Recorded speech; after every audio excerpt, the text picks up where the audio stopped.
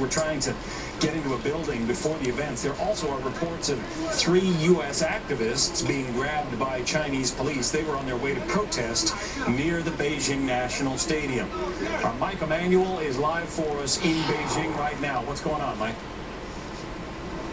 Well, hi, John. Yeah, we can tell you that I talked to a very senior White House official who tells me that President Bush discussed the situation in Georgia a short time ago with Russian Prime Minister Vladimir Putin. The spokesman not getting into a whole lot of details about what the two men discussed, but the message from the White House about the situation in Georgia that we've been reporting on extensively this morning is that the White House is urging restraint for both sides to get back to the table to talk about a peaceful negotiation, a peaceful settlement of the situation. Obviously, the video coming from the region looks like that may be a ways away, but we know that President Bush did speak with Vladimir Putin about the situation there. I asked this contact if they may talk about it further over the course of the weekend, both being here at the Olympics in Beijing.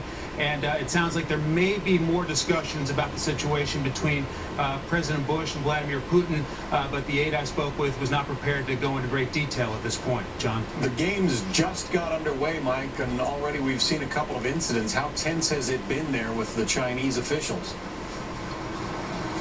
Yeah, John, I got to tell you, it's been a bumpy, not even 24 hours so far.